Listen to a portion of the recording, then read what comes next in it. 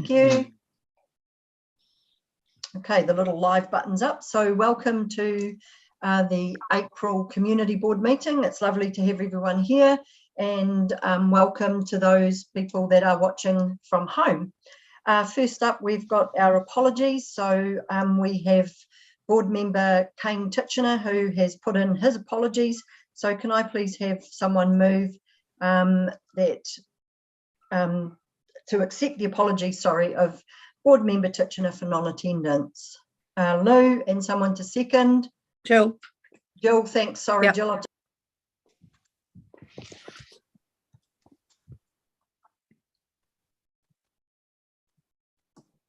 Just bear with us one moment because our chair has disappeared off the last line.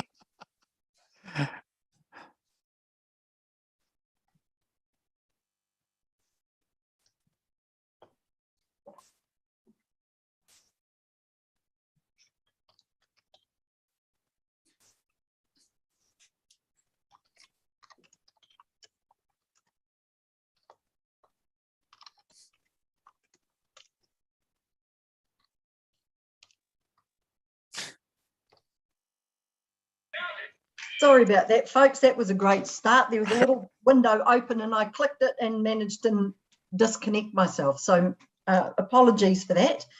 Item 2 is disclosure of members' interests. So have we got any conflicts of interest for tonight's meeting, and may as well include the discretionary fund in this part as well. So Lou, I see you've got your hand up. Can you please highlight what is... Madam Chair, particularly through the discretionary fund, the RSA obviously, the Awamutu Sports, of course, one patron down there, and also the Rose Society. That actual issue is involved with Memorial Park, they're naming roses on the Birchall Pavilion, so I do have a conflict there, of course, with that. And the last one is St John's Church, which I'm involved a bit with, and my wife is actually actively on the vestry there. So I have to step away. Okay, thanks, Lou. Richard? Yeah, I'll have to declare an interest in the RSA. In the RSA? Yep. Has anybody else? Susan? Hi everybody. I don't think that necessarily interests, but I'll just flag connections. My children, my two younger of my 5 went to Central Kids Hazelmere Kindy. Yeah. Jack's now 7. Obviously have some family connections with the parish, St John. My 7-year-old plays rugby at TA Sports, and obviously my mother was one of the founding trustees of the Health Transport Trust. Okay, thanks, Susan. And I also need to declare some associations. So I'm a board member on the Awamutu Chamber of Commerce, so I don't think it's fitting that I participate there. I don't make any decisions, and I do not sit on the committee of the Awamutu Combined Churches and Community Food Bank. However, we work very closely with them at Kaienga Aroha, so it just might be better that I don't be involved in that conversation. I am a member of the Te Awamutu Māori Women's Welfare League, and like Lou, fairly closely involved with that group around the roses, so I would prefer not to be part of that discussion either. So those are all our conflicts of interest.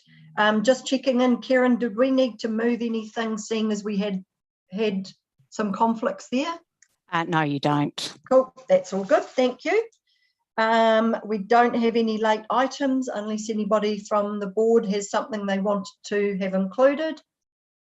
No, okay, we will move on to the confirmation of the order of the meeting, and as Karen outlined, we're wanting to move the working group just forward slightly.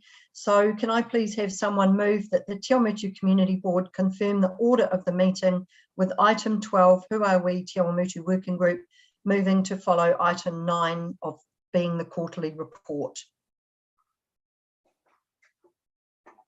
Jill, thank you. Someone to second that? I'll second it, Ange. Thanks, Susan. All in favour? Aye. Against? Carried. Okie dokie. Right, we're going to go to Bill Harris. He's here this evening representing the Rangiowawhia Trust, and he's just going to speak to their application that was approved back in 2016, just to clarify exactly what they're wanting to do out at Lake Naroto in regard to the Waharoa and the storyboard signage. So Bill, welcome. It's lovely to have you here this evening. So Paul Marie, and the floor is yours.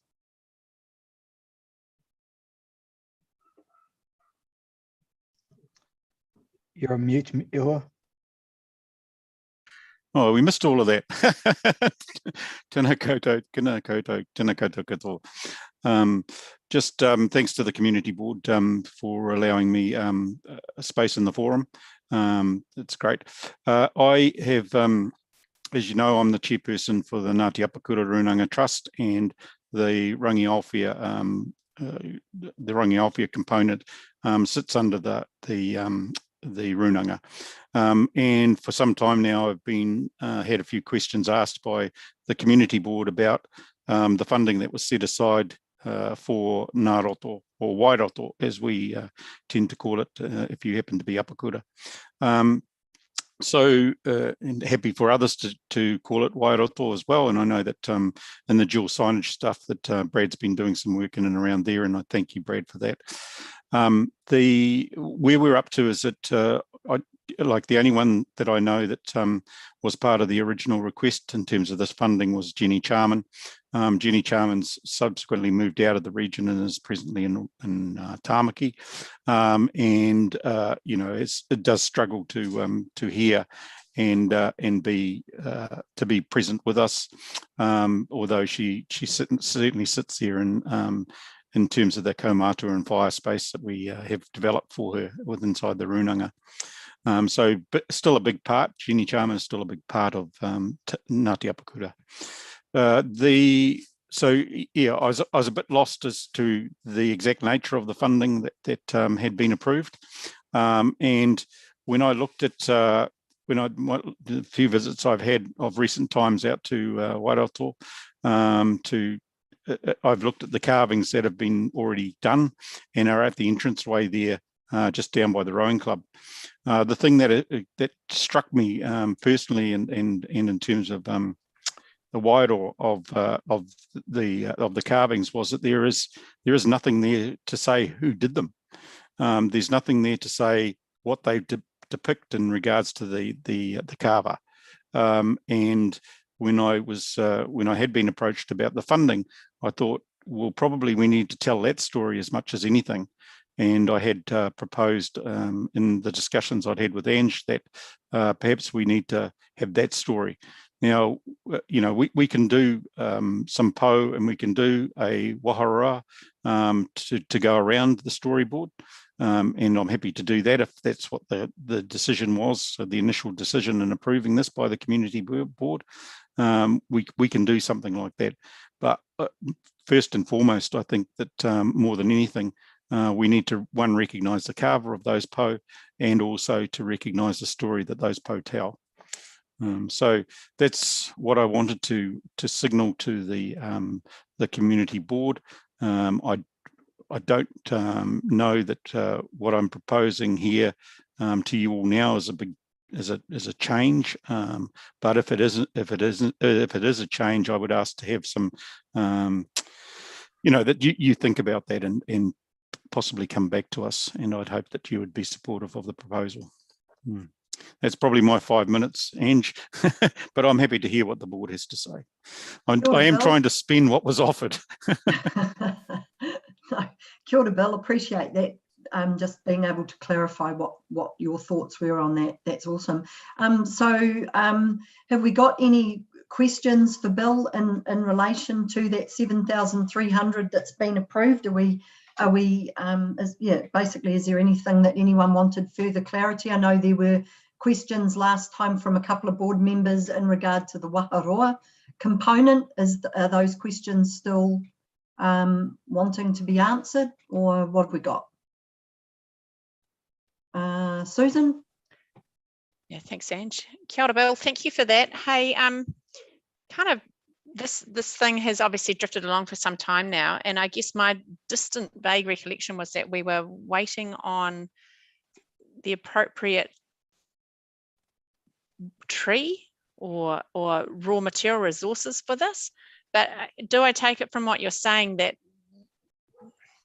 you're unaware of what the need is in terms of that application now, given the passage of time and change of people being involved with it? I'm just trying to clarify, other than the obvious need potentially for there to be interpretive signage and naming of the existing artworks out there.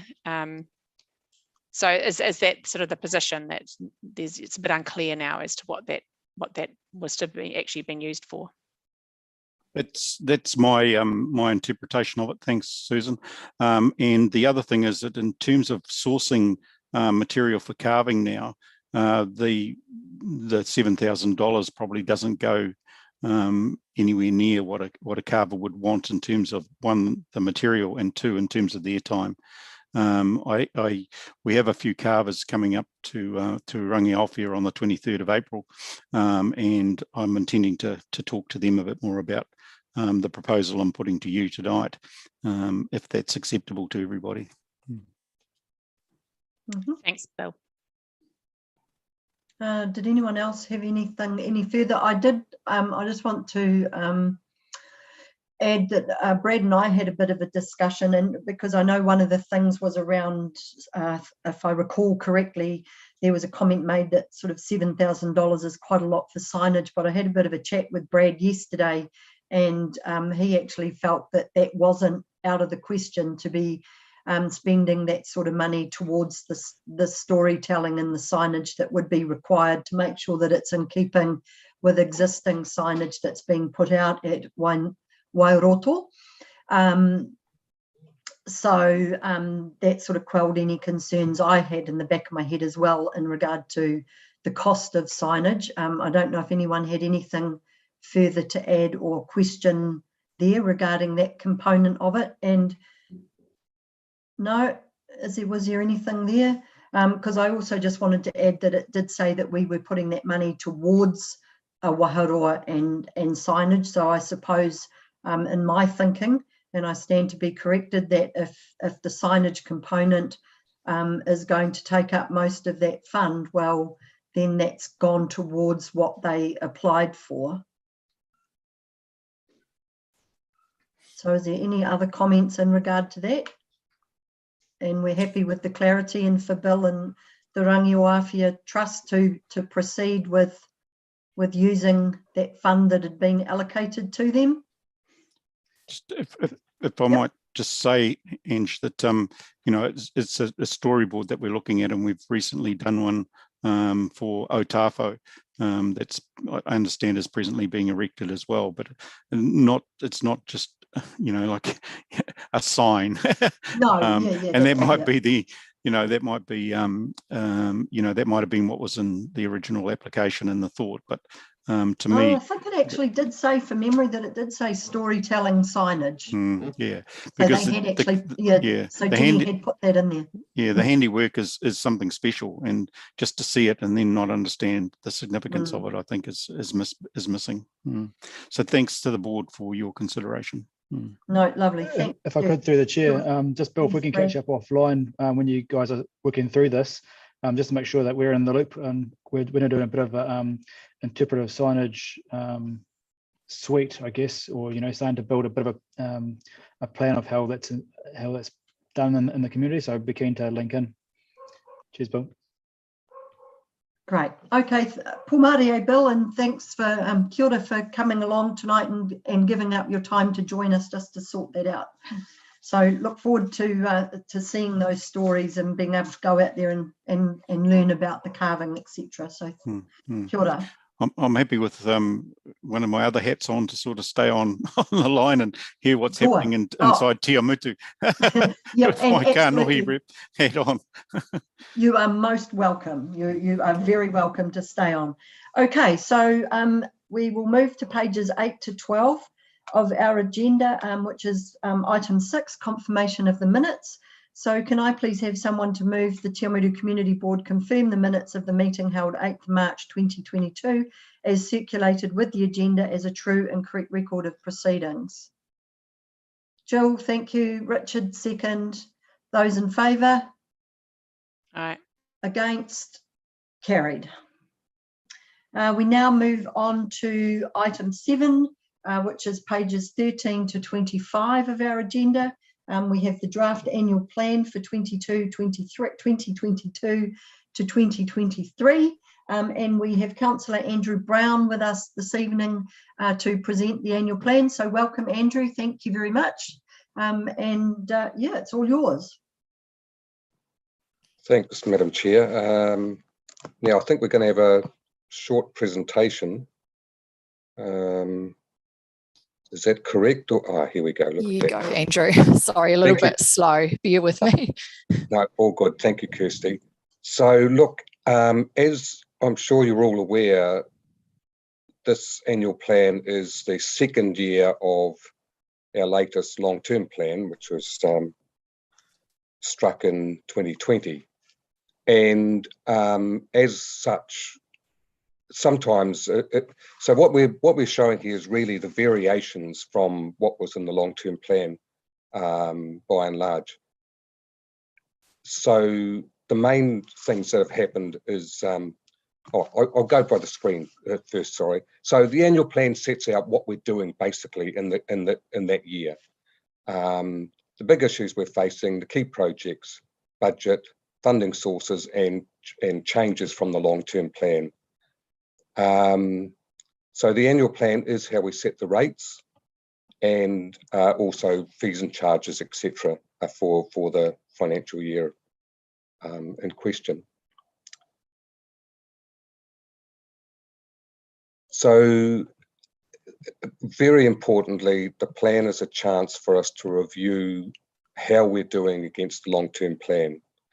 And we are largely on track, delivering what was planned. The major differences are things that are timing, we'll come to shortly, and we're factoring in the challenges that our community is facing and thinking about next year, but future years as well. So in the long-term plan in year 2, we forecast a rates rise of 4.4%, and we're proposing in this annual plan a rise of 4.3.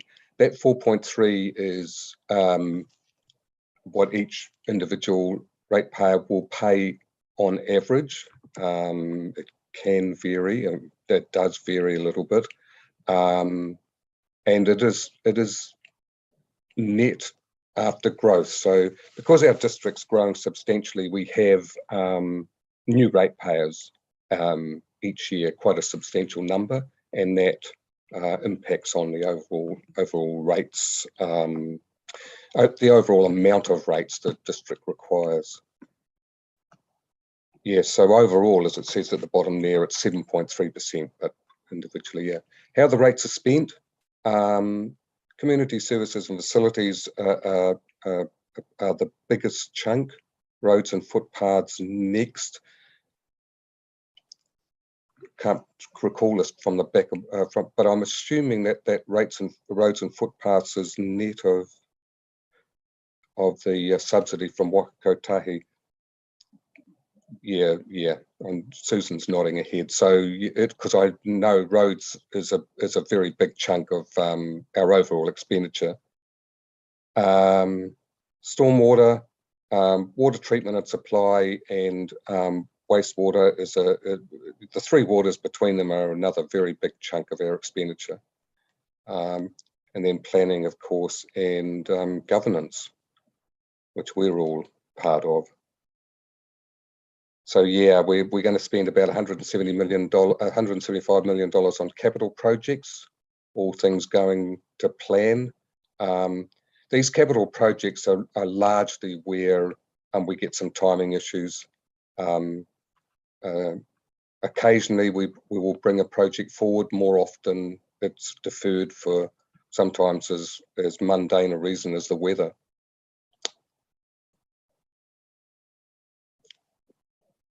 So adjustments to our capital work program, and it's basically all timing. Te Awamutu te Parongia via Naruto has been deferred only because of the issues in getting affected landholders agreements, but I'm happy to report that really substantial progress has been made in the last 2 or 3 months with that. So, and we have a report coming to a committee next Tuesday, I believe, detailing that. So our fingers are all crossed that we're going to get some actual work done this coming summer.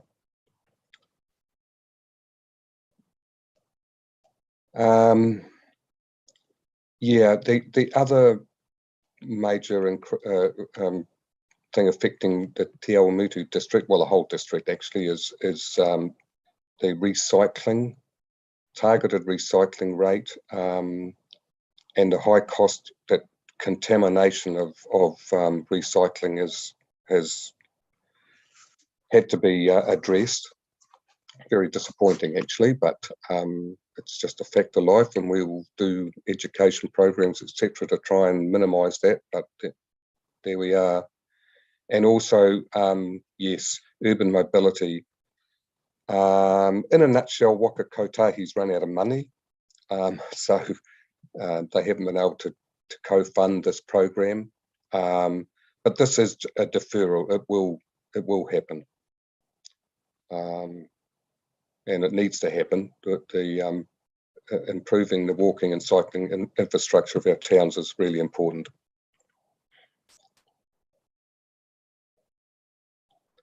So, key projects coming up. As I said, the cycleway. Te Arawai, the initial design phase will happen. District-wide skate parks, Te Awamutu's is happening right now. The 2 new ones, Kihikihi and Pirongia, are in the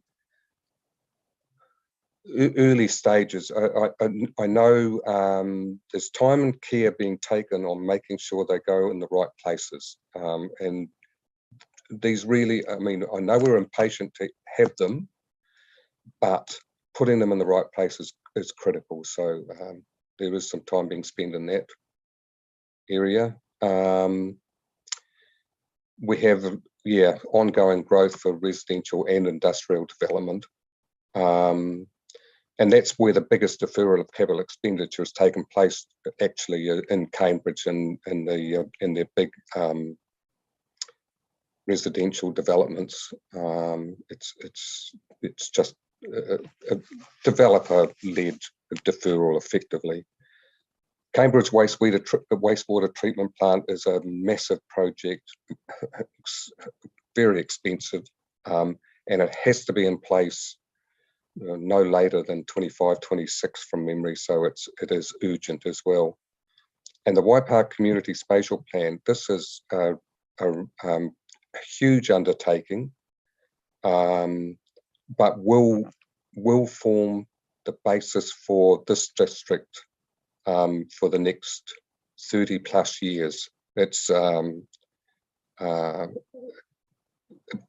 getting this done properly is it's going to be transformational for the district. It will turn us into a truly strategy-led district, and you know, we'll have great benefits. So I know the team is reaching out to all sorts of interested parties, and they're not particularly getting a great response. I think probably a lot of people aren't understanding how crucial this can be to not only the district as a whole, but all the groups that are involved in it. So, I mean, if you're talking to movers and shakers in our area, just encourage them to become involved. It's a really big an important undertaking. Okay, so yeah, we do have online tools, a rates calculator at the site advertised there, and by all means encourage people to go and check it out, see what their rates are going to be, see how they're spent. Yeah, it's a great little tool.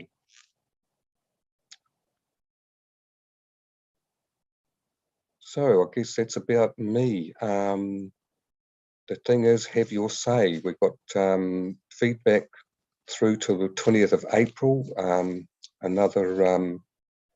only another 8 days. So, and submissions can be done online or via hard copy forms that are available, library, council, etc. And that feedback will be listened to and read and dealt with in the early May at our planning meeting. And do encourage people to feedback. We do take notice of what people say. We can't always act on the suggestions as they might like, but it does help us when we're compiling the next long-term plan in particular to know people's priorities and what they're thinking and feeling. So yeah, I guess that's me. And if anyone has any questions, I have a great team of people to help me answer them. So go for gold. Okay, so have we got some questions from the board? Ooh. Oh, Jill does. You need to unmute. Oh, good. Yep. Yeah. So thank you, Andrew. That was good because we've got it in front of us, but it's good just to, say it all out loud. So the urban mobility program, because we're not going to have extra funding, and it was going to be for 2021-24, does it mean we'll wait another 3 or 4 years and get some more funding from them and see when they've got some more money in their bank? In a nutshell, yes. I mean, Okay. if the funding become available from Waka Kotahi before that, then a lot of the work is, well, if not done, just waiting for the funding to put into gear. But the likelihood is, Kirsty, I think, has got a comment, but yeah, Kirsty. For you, Madam Chair. So we won't be doing nothing. We will be utilising council funding to start the planning and preparation so that when Waka Kotahi funding becomes available, we will be able to start construction. So that preliminary planning will commence. Oh, great. Thank you. Anyone else got any questions? No, it's all really, really well done. I've got a couple. I just wondered how the couple with council went. That was one of my questions. Oh, yeah, geez, it was a while ago now, but fine. We actually had quite a number of attendees and a handful of really good questions. One in particular was concerning with the government's attempts to consolidate, I suppose, city and town centres, and it does affect both Te Awamutu and Cambridge. But what about green spaces? And of course, with new subdivisions, we can plan decent and proper green spaces. But when we're intensifying the middle of our towns, we are somewhat limited. But as was pointed out by, not sure, Sally Sheedy, I think actually, but we can spend money and will spend money and get the development contributions to improve the spaces we do have and make them more user-friendly, better, etc. So yeah, but there was a number of really good questions coming out of that that meeting. So definitely worthwhile and like happy with the numbers that turned out.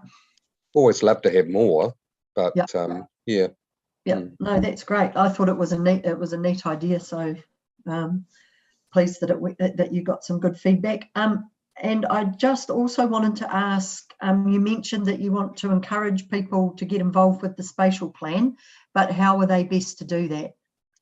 What would you like us to recommend they do? Yeah, Kirsty, yeah. Yeah, I can speak to that. Thank you, Andrew. So through you, Madam Chair, we have reached out to different stakeholders. So this next round of engagement, we are reaching out to technical stakeholders. So the likes of central government agencies, partner councils. We've also had a separate rounds of engagement with Mana Whenua and iwi, but there will be an opportunity for community stakeholders to have input into the development of the plan, and then a wider community consultation nearing the end of the calendar year. So I guess when we've reached out to stakeholders, we haven't always got a response. We've actually had a number of meetings scheduled, about 30 over the last couple of weeks with different stakeholders. So certainly if people are out there talking about it and they've been approached, encourage them to participate as a stakeholder.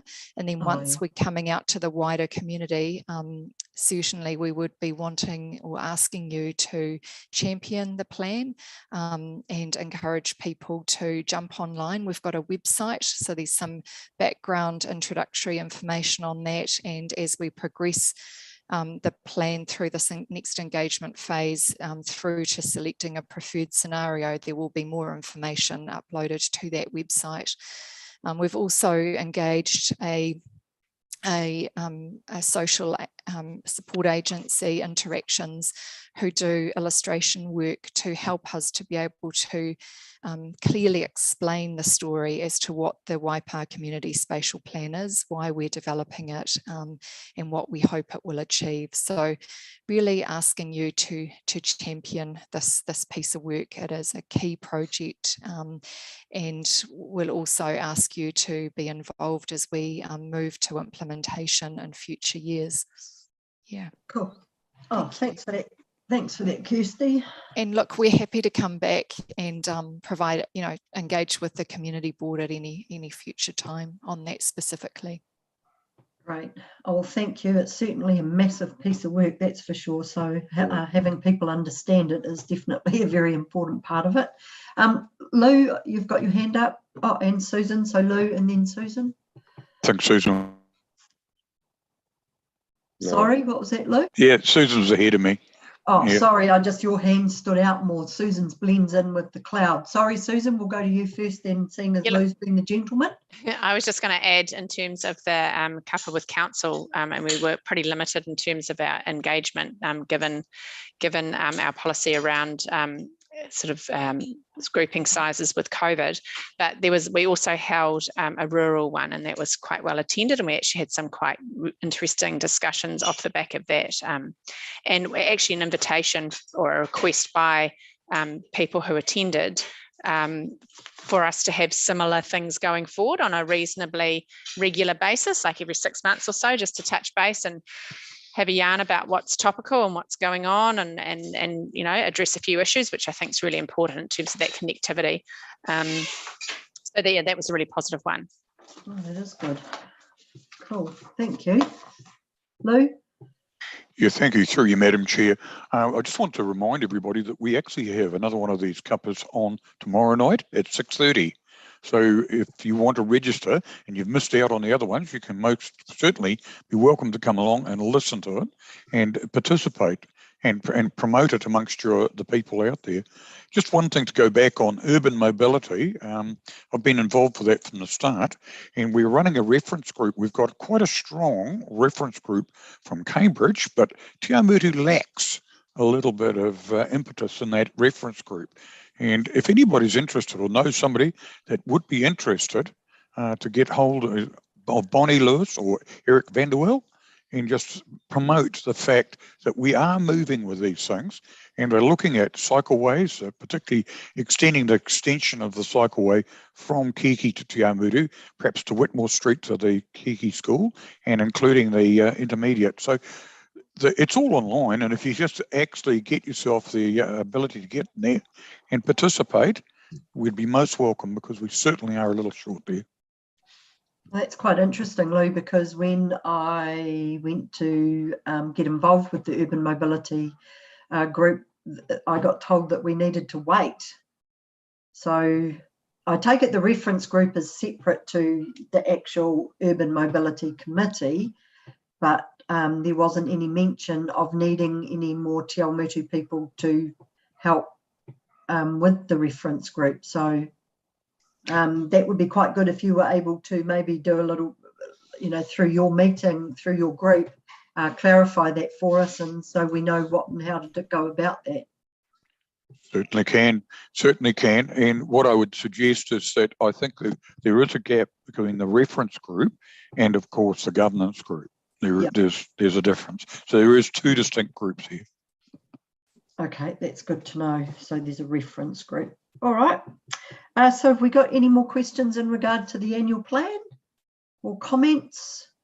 No. Okay. Well, we just need to move a couple of pieces here. So can we please move that we've received the draft annual plan for 2022-23 presentation, coupled with your council Let's Talk annual plan document, and B, that we place a submission to the draft annual plan 2022-23 to be approved by the chairperson in consultation with community board members, seeing as that closes before our last meeting. So can we have someone to move those two items, please? Richard, thank you. A seconder. Lou, have you got your arm up, because it's off the screen? Thank you. I'll do that Thank then. you. Those all in favour? Right. Against? Carried. Okay, thank you, Andrew and Kirsty, much appreciated. As always, both very knowledgeable. I hope you both have a lovely evening. So Paul Marie and kia ora for coming along tonight. Sam. Hoki doki. So item 8 on our agenda is pages 26 to 31. And was Tony here? Oh, yep, there he is. Hi, Tony. So we'll hand over to you to have a quick chat with us about the work plan. So Tony is the manager of the district growth. So welcome, Tony. Thanks, Ange. Good day, everyone. I'm going to try and share my screen. Can you see the table that I've shared, hopefully? Yep, cool. So we thought it'd be useful just to take you through our Plan Changes work program. It's growing and expanding, and there's some that might be of interest to the community board. So I'll just run through this. It is on the agenda. So the first one's what we're calling Plan Change 26. And I think Andrew alluded to it in his response on the annual plan. So this is the one that the government has said to all Tier 1 councils that we must do a plan change to permit up to 3 houses, up to 3 stories in all residential zones. So it's pretty big. It's blindsided all Tier 1 councils. We are a Tier 1 council. And so we've got it in a work program now. It's called Plan Change 26. And what it means is all residential zones in Cambridge, Te Awamutu and Kihikihi, because Kihikihi is within Te Awamutu urban boundary. Under the plan change, we are required as a default to intensify within those residential zones. We do have the ability to have some exclusions in there, and we're trying to understand what that looks like. It's a pretty high bar to get exclusions in there, but we're doing quite a bit of work behind the scenes to get that done. So that must be notified by the 20th of August, and on the date of notification, those rules come into immediate effect. So it's quite an unusual plan change. The government's really pushing councils to, I guess, promote intensification. There's some obvious concerns around what it means for infrastructure, erosion of the urban design and amenity. And so all councils who've had this that we need to respond to have expressed some concerns back to ministries, the Ministry of Housing and Development, MFE, about what it might mean for us. So we've got that one. The next one is Plan Change 21. It's a companion one, and we were always planning to do this. So this is a council plan change. It was intended to intensify general, and what we're doing now is we split 26 and 21. So 21, it looks at enabling affordable housing and mechanisms for doing that. It looks at strengthening urban design across the district, and also looks at 2 growth cells. So there's C11, which is a growth cell on the outskirts of Cambridge, and there's T6, which is a growth cell between Kihikihi and Awamutu opposite the golf course. So T6 is currently zoned large lot residential. We've got an independent consultant to look at whether there's opportunity for intensifying any of the growth cells.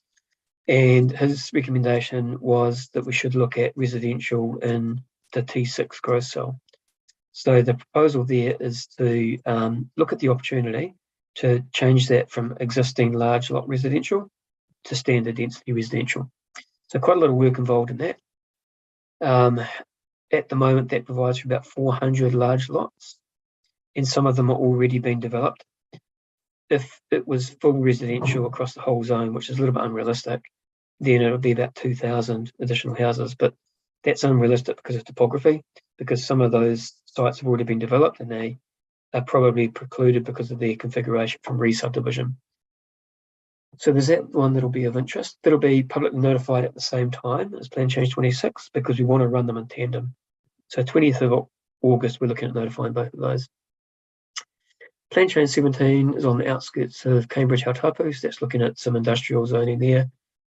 Plan Change 20 you may be interested in, that's a private plan change. The airport is looking to extend an already zoned area called the Northern Precinct, which is the northwestern end of the airport. They bought some rural land and they want to extend the zoning to allow commercial/industrial in that area. That will be a private one. We expect that to be lodged this month, actually, April, they said, and then it'll go through a normal process. Plan Change 19 is Carter's Flats, it's in Cambridge. Plan Change 22 is Anchor Park, so that'll be of interest.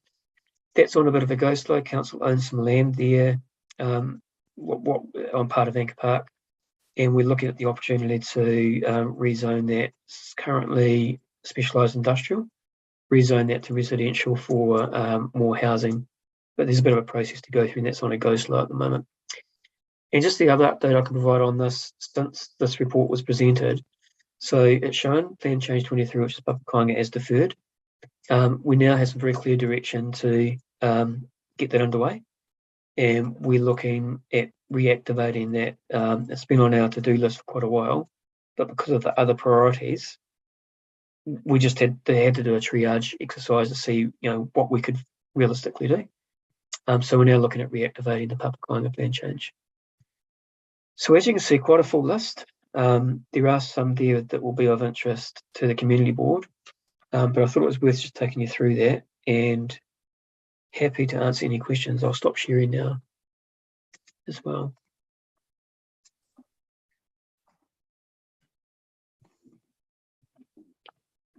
Oh, I think you're on mute. Got it.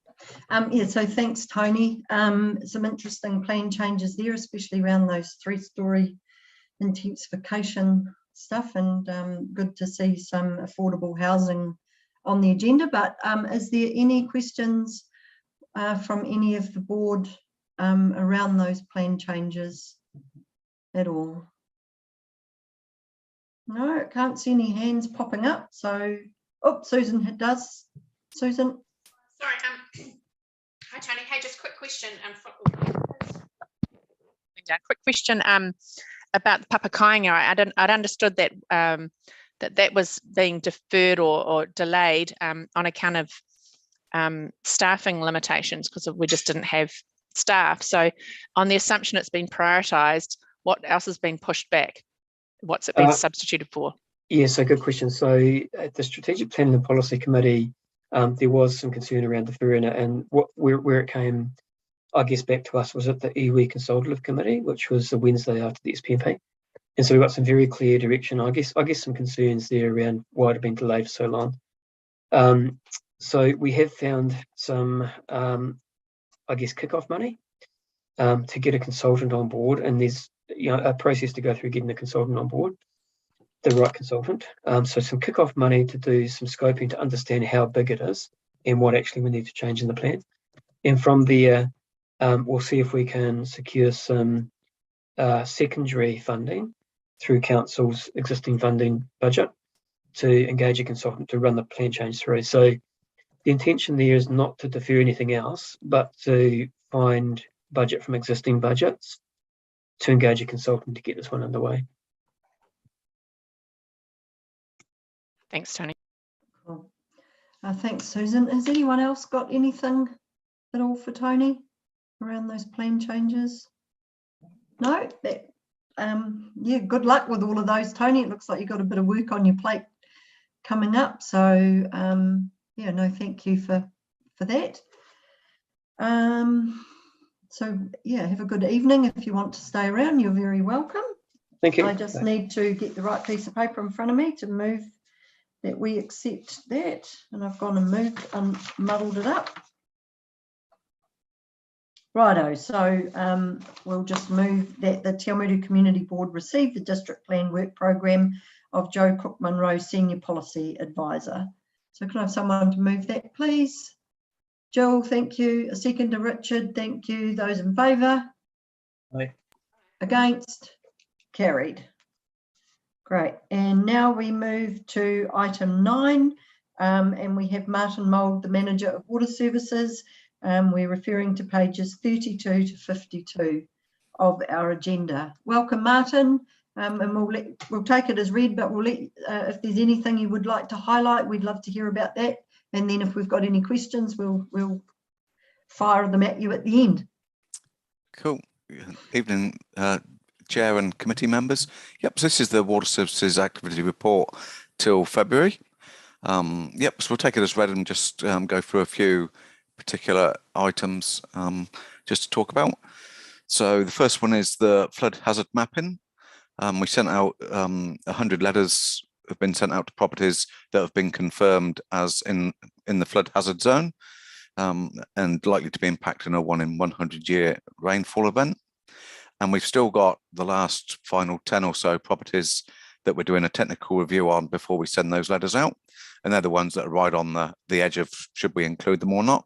So we're just doing a bit more review of those before we send them out. And in line with that, the public flood hazard map viewer is now available online. So you can go on our maps online and look at the flood hazard map, and that will show areas across the district that we've determined as liable to flood in the 1 in 100 year event. So if you haven't had a look at that, and then it's a good little tool to have a look at. It says here we were working on submissions for Te Mata Arawa's drinking water regulations, but we've completed those submissions and they've been sent off to look at the proposals for source water protection. Physical works have commenced and almost commenced on Lake Utu Rain Gardens, which is in Cambridge, Lakeview Drive stormwater improvements, and Shelley Street outfall replacement. I'll talk about those in a little while more further on in the report.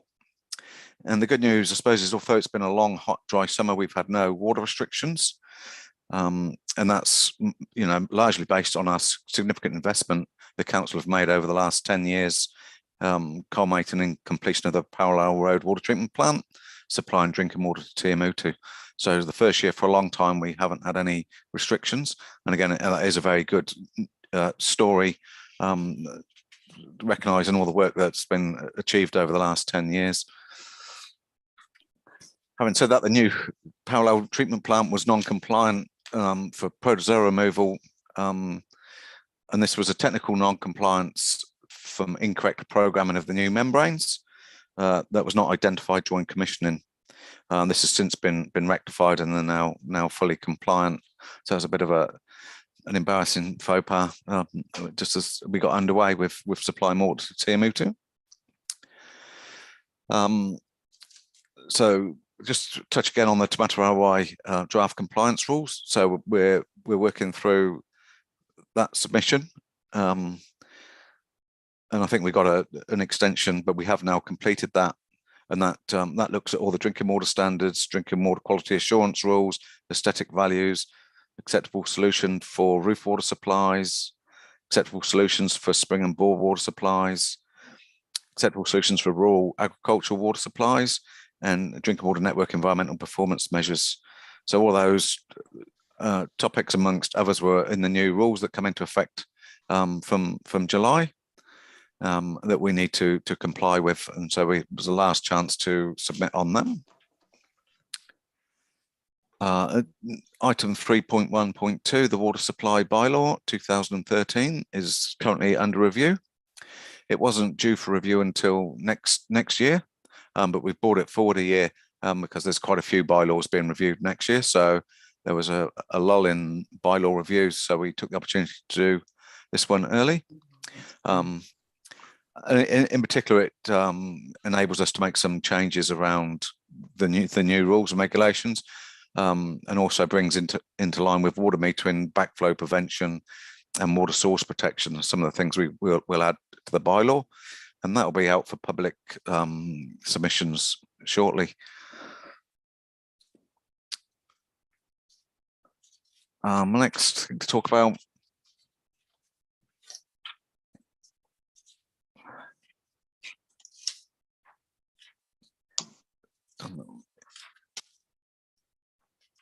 is in the risk management section 5. I suppose the key point around this is cost escalations. So as price increases are expected to increase over the coming months, and we're out for some contract renewals, and in particular around electricity supply and chemical supply.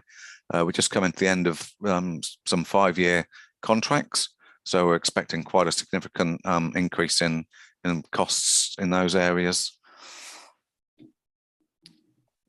And septage tankered waste, which again, mainly we haven't got a septage tankered receiver in Awamutu, but it's in Cambridge.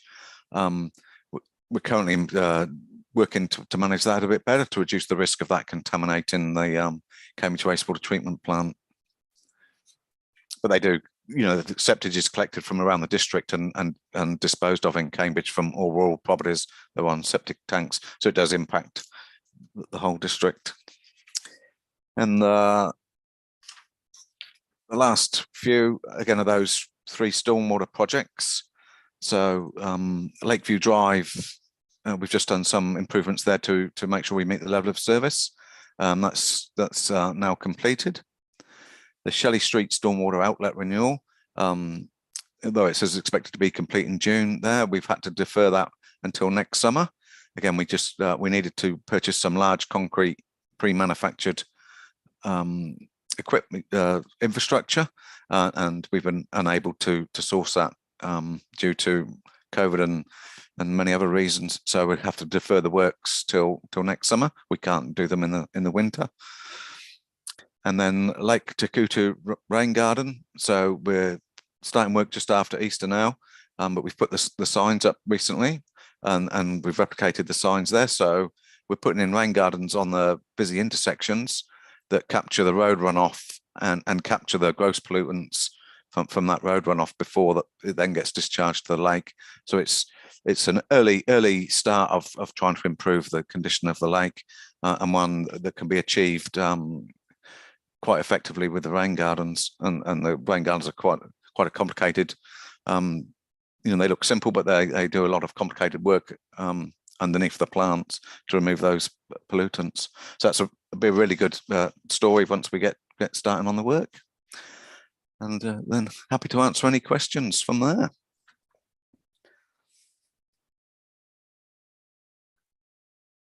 Thank you, Martin. Looks like Richard's got a question, so we'll fire into Richard.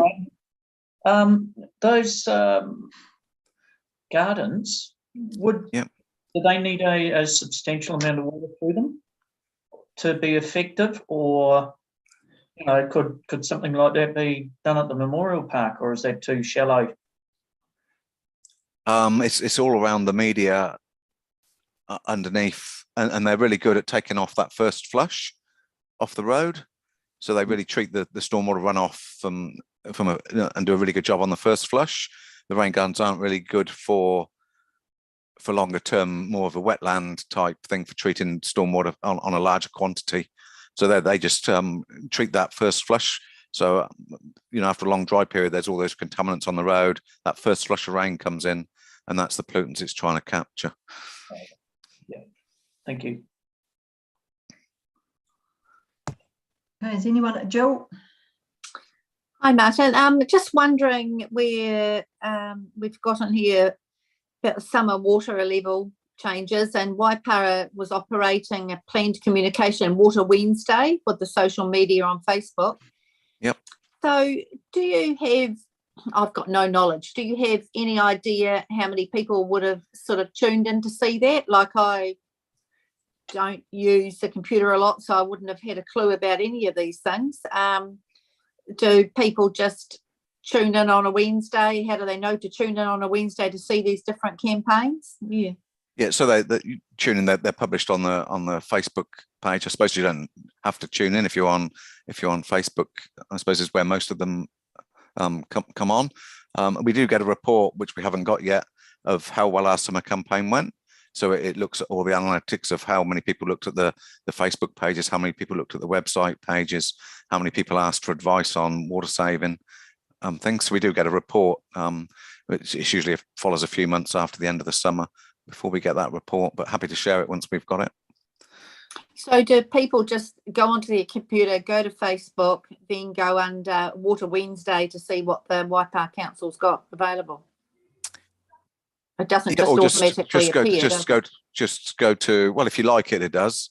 So once you've liked it, yeah. So if you it's how Facebook works. But yeah, if you've liked it, then it pops up when it's due. If you've liked it and follow it, yeah. Oh, rightio. Yeah. And you can I mean, that's search wonderful ideas. I just wonder how many people have realised that they're there. That's all. Yeah, so it'll be interesting to see what the report says. Yeah. Yeah.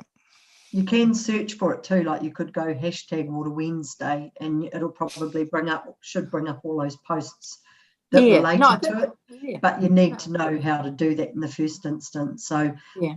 I just wanted to say congratulations to the team, because they were a really neat idea. I'm sorry I missed them as well. I'm on Facebook quite a lot, but they weren't popping up in my feed, so I missed all that great information. But it looks like there was some awesome ideas and things there. I'm going to go and look for the toilet job.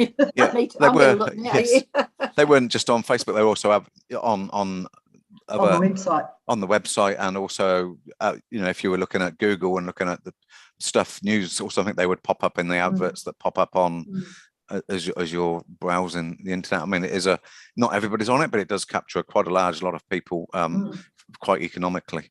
Yeah. No, absolutely right. Yeah, Martin, I had a very quick question. I just wanted to ask the cost of the rain gardens. I'm just curious, so we're doing 12 rain gardens in this first stage, and that's $360,000. The actual rain garden itself is probably somewhere between $15,000 and $20,000. It's all the changing of the infrastructure to get the water to the rain gardens that costs the money. Yeah. No, I just wondered what sort of cost was involved to put in something like that, and then I presume there's been a fair amount of research to show that they are fairly effective at filtering out those, like the oil and residue, etc., off the road to prevent that from going down into the lake. Oh yeah, most definitely. Yeah, they're well established around the world that rain gardens are effective at doing that. Yeah. No, it's a great idea, and it should look quite smart as well as it goes down. Yeah, and hopefully applying for a new stormwater consent. Ours expires this year, so we've got to apply for a new one, and there will be much more stringent rules around discharging, and so we will need much more across the district of stormwater quality treatments, and rain gardens, wetlands, and many other things will need to be installed in over the next 10 years. Okay, that's good to know. Thank you. So have we got any other questions for Martin in regard to the water services report? No? Okay, well, if we don't have any more, can we please just move that the Te Awamutu Community Board receive the Water Services Activity Report to February 2022 of Martin Mould, Manager of Water Services. So can I have someone to move that? Jill, thank you. Richard, I think I can see your arm going up. Thank you. All in favour? Against? Carried. Thank you, Martin, much appreciated, and always lots of information. So many thanks for that very comprehensive report. I always find it interesting reading and all the CRMs and everything as well. So thank you, really appreciate that. Righto, so now we're going to move on to item 12, the Who Are We Working Group update. And I think we've got Joe Greed, the Manager of Governance, floating around. Oh, there's Joe in the trees. Hi, Joe, welcome. Thank you for coming along. So if we hand over to you, so we're looking at pages 168 to 172 of our agenda. And so we'll go to Joe and then we'll have a bit of a discussion. And then if we've got any questions, we have Shane Walsh here as well. So Joe, all yours. Good evening, everyone. So the purpose of this report this evening is just to consider the Who We Are Te Muri Working Group. That's both in terms of the decisions that have been made to date, but also the operation of the working group in the future. So in terms of the content of the report, you've got your original recommendation that you passed in terms of establishing the working group. You've also got some commentary that's been provided from the working group in terms of their actions to date. And at 5.2 and 5 is the decisions that have already been made by the working group, and at 5.3 there's decisions still to be made for the completion of the project, and a number of options there listed in terms of what you might do with the decisions already made and future decisions to date, which I think probably appropriate for the board to discuss, unless there's any other updates that are there from the working group. And one of the recommendations doesn't have a cost in it. I think that was hoped to be provided at the meeting. Have we got that? Or? Oh gosh, we were going to drop that out. So we haven't had an update on that costing.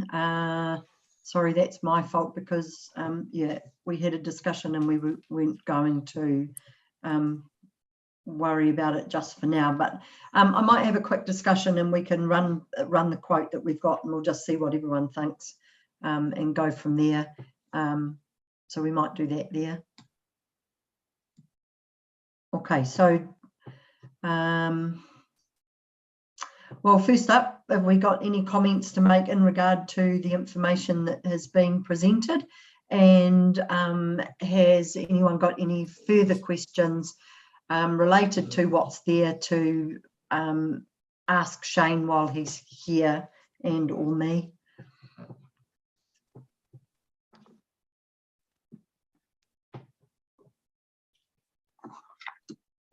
So, yeah, no.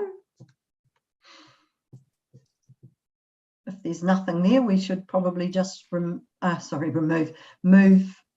We can move some of those motions, but before we do, I'll go back to that, what we were wanting to approve payments for. Yep, and then we'll also need to decide at C in terms of which one of those recommendations that you want to approve. Oh, yep, to delegate some authority. Yep. We'll leave it recommending as status. Yeah, so we probably, Susan, yep. Yeah. So look, I've got no difficulty with approving the decisions that have already been made, but I think we need to have some discussion, reasonably substantive discussion around C and D. So I'm happy to move A and B. Yep. But I think I was trying to encourage some discussion, but no one wanted to say anything. So how about we dispense with A and B, and then we'll get going on the discussions around C and D. Is that what everyone would like to do? We'll make some recommendations and just do A and B to start with, and then we'll have some discussion around C and D. Don't all speak at once. Are we happy to do that? Yeah. Yep. Where's A and B? Okay, righto. So can we please have someone to move that the Te Awamutu Community Board A receive the report titled Who Are We Te Awamutu Working Group of Joe Greed, Manager of Governance, and B, approve the decisions and actions already undertaken by the Who Are We Te Awamutu Working Group as described in section 5.2 of this report. So I can have someone to move that, please. I already have. Oh, sorry, Susan. Yep, sorry, you did. You're right. Susan is moving it. Jill to second. All in favour? Aye. Against? Carried. Right, so that's that A and B sorted. Righto, so do we want to delegate any authority to the working group, or are we quite happy based on the report to carry on with recommending status only? Susan, you've probably got a comment to make in regard to that, so we'll start with you if you like. Okay, cool, thanks. So I guess looking at the paragraph 5.3, the decision still to be made for the completion of the project. Is there a budget at all? Has there been any costings? I just sort of sense that that there's no real clarity about where this could go in terms of costs. So yeah, I can answer that. So I'm quite prepared to pay for. I've paid for all the work to date, and I'm quite prepared to pay for it until it gets to the point. Once we get the survey results, make some recommendations, and then leave it at that. And at that point in time, then the community board can decide which direction or where they want to take it from there. So really, this project's only about, let's get the survey done. Let's find out what brand Te Awamutu looks like right now, and then come up with some recommendations about what it could be in the future, and also what we've learnt from people's feedback from that survey. And then at that point in time, decisions can be made about where do you want to take it from there. Does that answer your question, Susan? So essentially, there have been no budgets done, but you're prepared to carry that cost, are you, Shane, until such, like a break point, basically, until the survey monkey results are produced, and at that point, it's up to council, up to the board to make a decision as to where it wants to go. Yeah, that's correct. That's correct, Susan. I mean, branding, it's quite interesting. Branding a small town fails 85% of the time, so it's not an easy thing, and.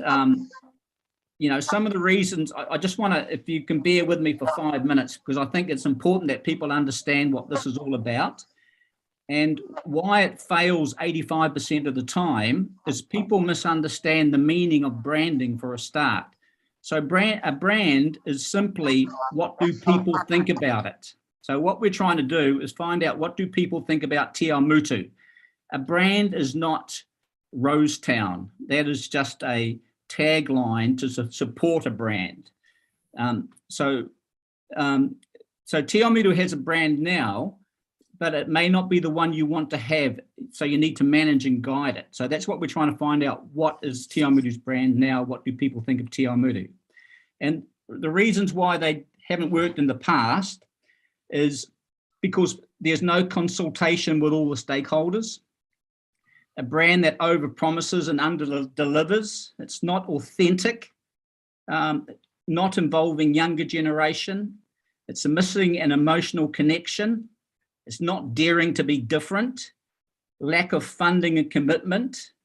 Unrealistic timeframes that result in poor processes.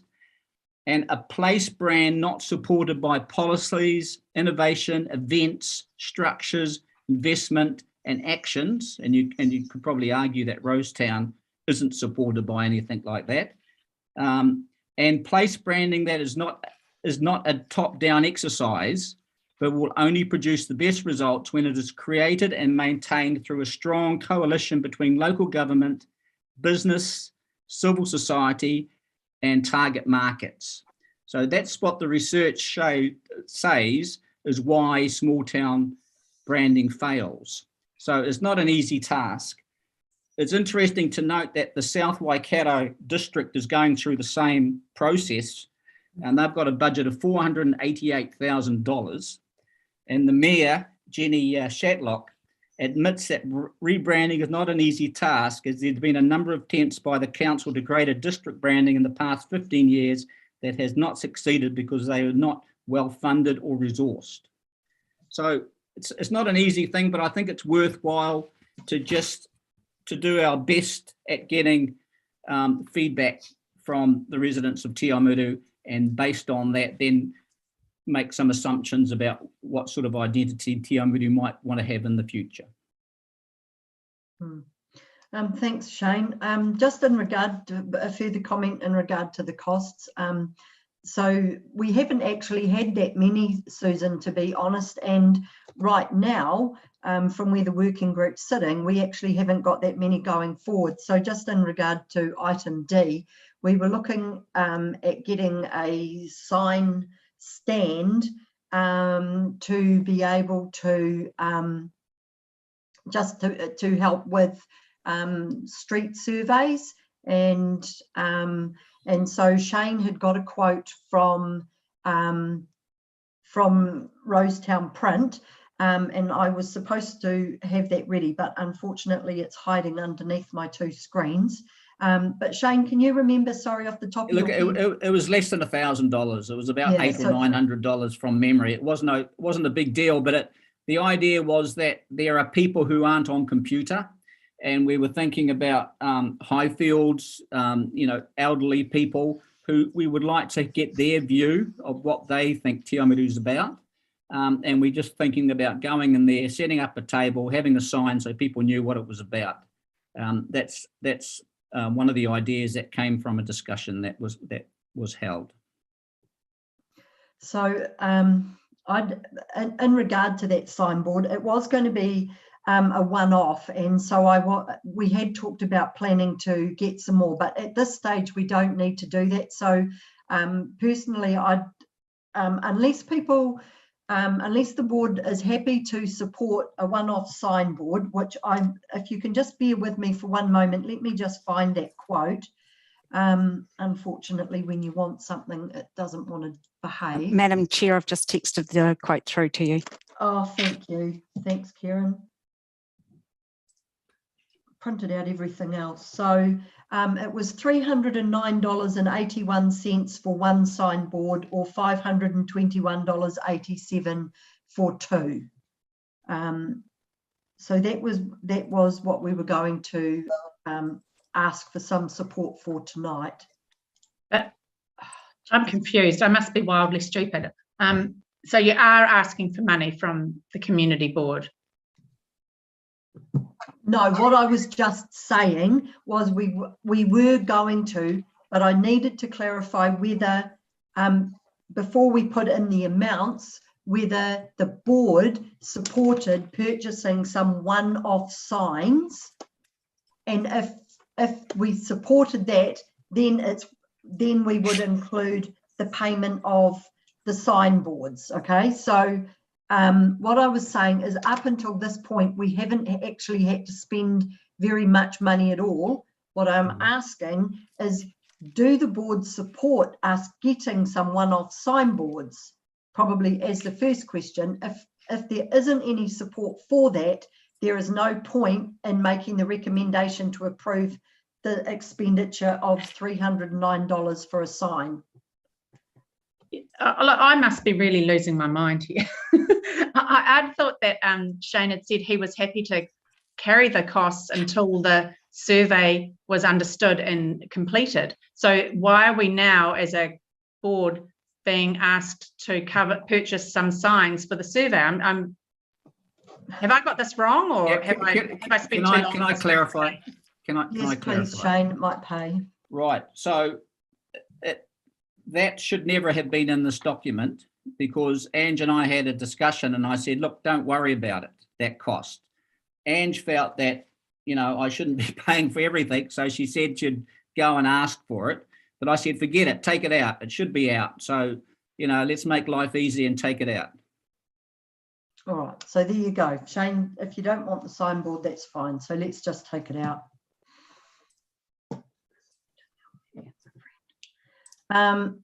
So as far as any further funding goes, if there is something that we recognise that there may be a need to spend some money on, we will come back to the community board to ask for that funding. But at this point, we can't see there won't anything be that any, we will be needing.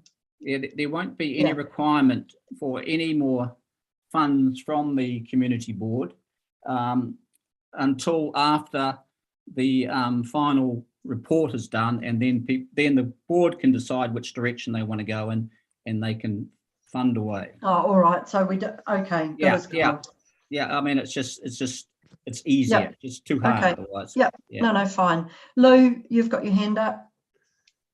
Yeah, thank you, Madam Chair. I think that I can understand that. I'm a bit like Susan too, but I think I've grasped what it's all about.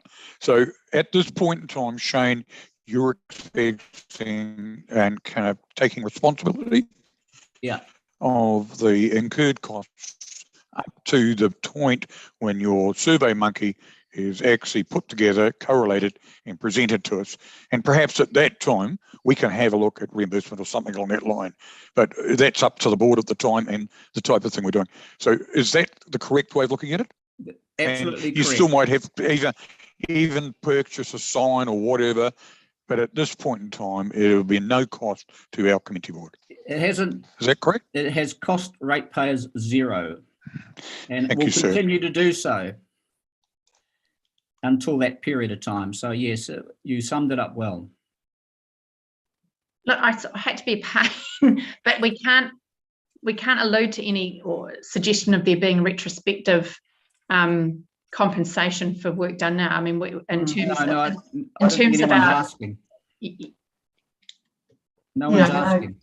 I think we do need I'm just that. making sure that there's no suggestion or that there's an understanding in the committee here that retrospective compensation is probably or is inappropriate. Certainly, that's how our discretionary funding rounds sit. So I'm just wanted to clarify that. That's all. But you've been enormously generous with your time and expertise, Shane, and I acknowledge that. I don't mean to be a pain. I just like to make sure that things are done appropriately. That's all.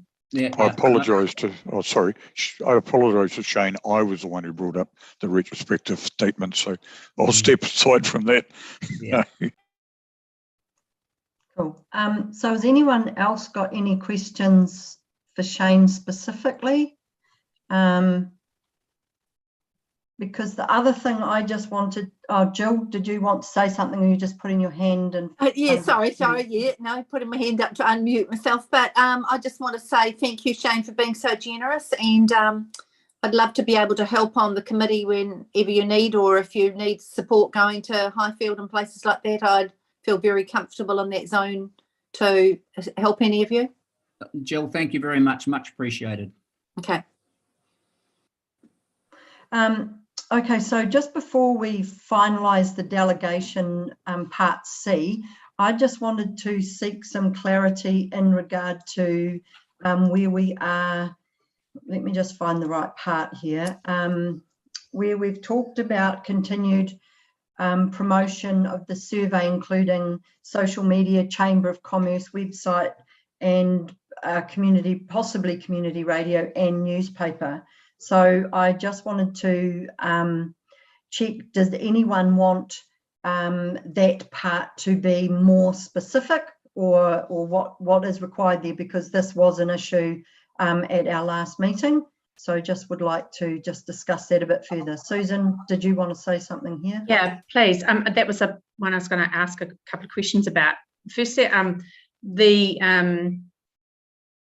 no, it's the one underneath. Firstly, engaging with community groups. I'd be quite interested to find out which community groups you're going to sort of make the cut. And secondly, in terms of that continued promotion of the survey, obviously social media is a reasonably cost-effective way of getting a reasonably big audience. Radio, newspaper, moonbeams in terms of costs. So that's probably going to be a bit of a push. But I guess I'm just mindful of the fact that you're talking about using the Chamber of Commerce website here, and I'm just cognizant of the fact that we don't want to find ourselves in a position that any of this work can be construed as finding itself in a position of conflict of interest. That's all. Because Shane, aren't you the Are you not the chief executive of that? And Ange, are you still on that trust? Yeah. On the board? Yeah. Shane, would you like to go first? Yeah, sorry, Susan, I'm not understanding what you're actually getting at. I'm just wanting to make sure that there is no situation where any decision making made by the community board can be called into question on account of a body of work undertaken by a number of people who could have been who it could be drawn that they were conflicted in doing so. That's all. Joe, you might be able to help me out here. I mean, I'm not making any allegation, but I just want to make sure that this is something that we're all confident that it's not presenting itself with a conflict. I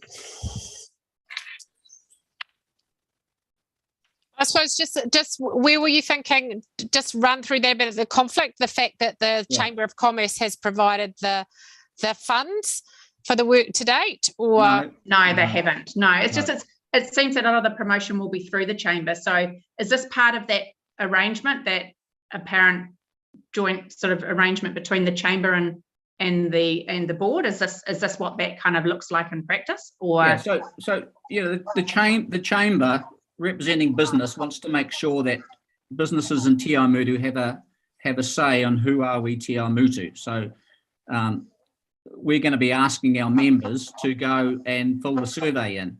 So it's just about trying to get as many people as possible to fill in the survey. That is the only aim that we have. Okay, that's okay. I just wanted to clarify that, because you don't want to go down that road and then discover that there's been a pretty that there wasn't a clarity made around a situation that could be perceived otherwise. That's all good. Okay, thank you. Is there anything else that people want to raise in regard to the newspaper? You know, what your expectations are in regard to what is put in there. I mean, Dean, for example, has offered to help support it by way of promoting it on a weekly basis, but that's all just being put on hold at the moment until we've had our community board meeting to get clarity around that. I've also sought legal advice from Mike Reid from LGNZ, the policy advisor, asking, are we required to provide the same arrangement with all newspapers? And he assured me that we don't have to.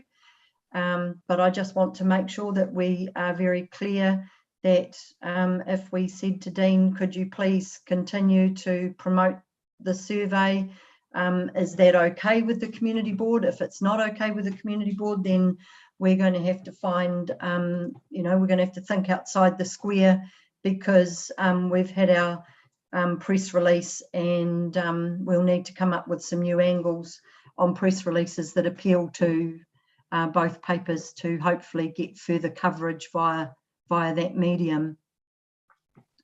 So just wondering if there's any further comments around that newspaper promotion. Jill?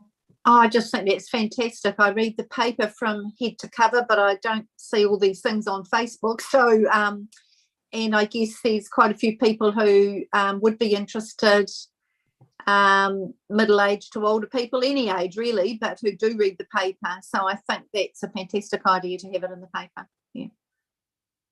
Thank you. Yeah, look, I agree with Jill. You know, just limiting it to digital media does cut out a significant group in our communities for sure. But I also think it's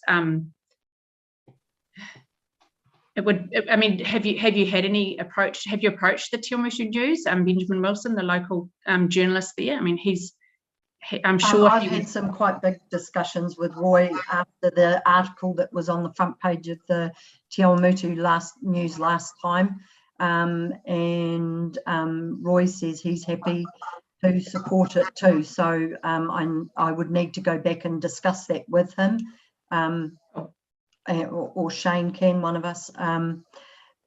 but Right. until I have approval from you guys, I'm not doing anything. So as I say, I just wanted to get clarification on how much detail you want in regard to those decisions around the newspapers, so that what happened last time doesn't happen again, because it was rather embarrassing on a number of levels.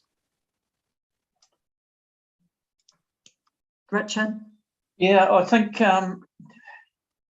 what was said last week, the last meeting, was taken, not listened to properly, in that we as a board weren't aware of what happened, and nobody from the board was present at the meeting when some decisions were made. And that was the issue that I had with it all. Was the article was in the paper talking about the community board being involved in everything to do with that, and that it was a major thing, and yet there were nobody from the board was present at that meeting or was aware of what was going to be printed. Okay, thank you. Right, so we probably need to keep moving on. So yeah, as I say, I just want clarity around what you do or don't want us to do. So are you, seeing as what happened, where Shane and I are now aware of what happened, but I do just need to know if one of the papers says no and the other paper is happy to carry on, is that going to look like we're not supporting both papers? Is there a problem with that? No, not at all. I just think you wanted to get as big a readership and coverage of the district as you can get, Absolutely. So that's why you go to print, not just rely on a digit online, and that's why you open your relationship up to all, both newspapers. So I have no difficulty with it. It's just not cutting out a swathe of people, because that Te Awamutu News does have a lot of coverage. Yep. Yeah, as I say, that's fine by me. Shane, have you got something you'd like to add to that? No, I've just been frustrated because we've stopped doing things for a month waiting to get this sorted, and so I'd just like to think that we can continue now and just try to get as many people as possible to fill out the survey, and then it'll give us some good results, hopefully. Cool. All right. So let's get back. Is there anything further around the discussion for the working group? Because otherwise we might as well get back to these recommendations. So is there anything further that anyone wants to add in regard to the working group in light of what we've got on in front of us? No? Okay. So Shane and I have tried our very best to think of everything that we've got still coming up in the next little bit, which we outlined in decisions still to be made at 5.3. So can I just sort of have a quick show of hands? Do you want to delegate us the authority to continue and be able to make a few of those smaller decisions, like, so for example, the engaging with the community groups? Oh, sorry, Susan, I just want to add there before I go any further. Basically, we are happy to engage with any community group that comes to us in the first instance, but we have shortlisted a whole heap of community groups, and I just can't remember them all off the top of my head, but we tried to get a really good cross section. So the Rose Society, the Te Awamutu Sports and Rec, because they have a big number of sporting groups there. Shane, can you remember some? Yeah, no, the Rotary, Lions, Rotary Lions, Kiwi Arms, RSA, Highfields, through Bill, to get as much many Māori input as possible. That was on the list to make sure that we covered good representation of the community. Okay, I have a question. So is this going to, would community groups be also those who used Te Awamutu as a service town, like, because you've obviously got quite a few outlying rural areas. Yeah. And have you got any rural input, I guess, on that? Because even though we live rurally, Te Awamutu is our town, Yeah, no, we've got on our list farming community. We just haven't identified the best way into that community. So Susan, if you can assist in any way, that would be appreciated. Yeah, I'll have a think about it, and I'll flick you through some names and groups that you might be able to reach out to. Thank you. Like the Puahui Hall Committee would be a good one, eh? The young farmers meet at the RSA, for example. Okay, and Federated Farmers, which I was heavily involved with. No, that's really helpful. Thanks, Lou. Did you get those down, Shane? Yes. Yep. So in light of the fact that we have tried to give you as much detail as we know at this point to try and keep us moving forward without having to come back to every single meeting to ask for something, do we want to still provide some delegated authority, or would we prefer to stay with recommending status? So can I just have if I just quickly go round. Richard, have you got a preference? Probably option 2 would be my one. So stick with recommending?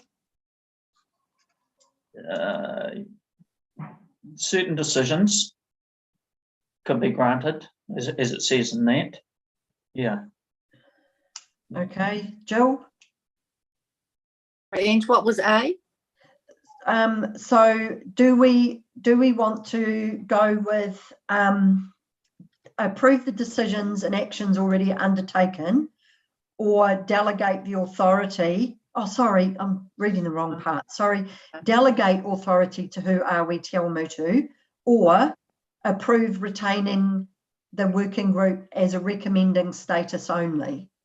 So if it's recommending status only, we come back to the board for each decision. Through the chair, just in terms of that recommendation, there's a gap there to fill in.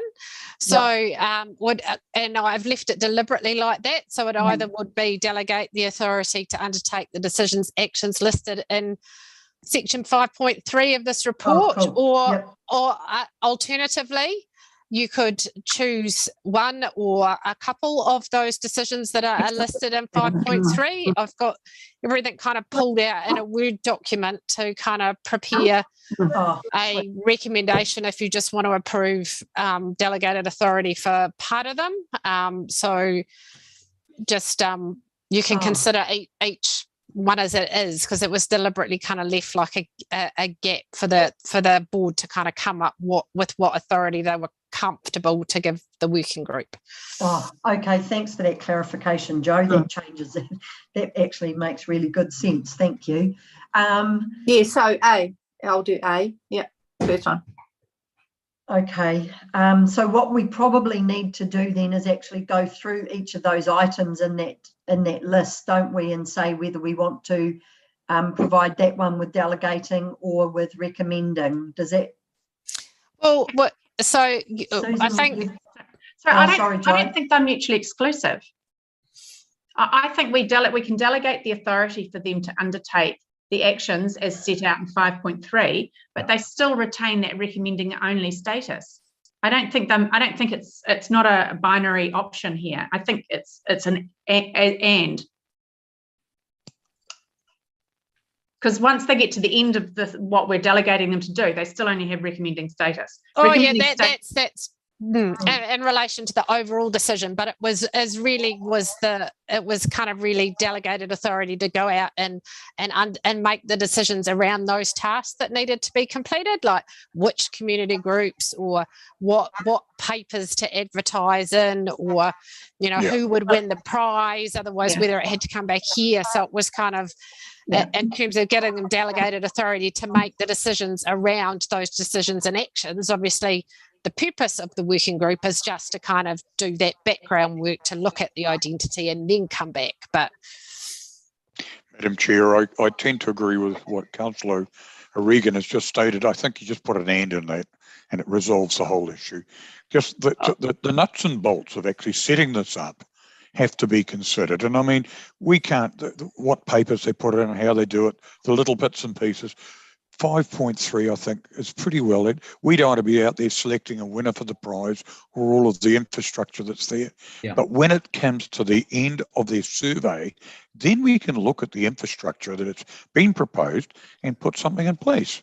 But up till that date, we're really at the situation of just gathering information, and that, let them do that. And if Shane has indicated to us on 3 occasions that I've said in the meeting, they're going to cover these costs. So there is no cost to us at this point in time. Yeah, so it's not just about the cost, it's about the decisions around how they're going to operate and implement it.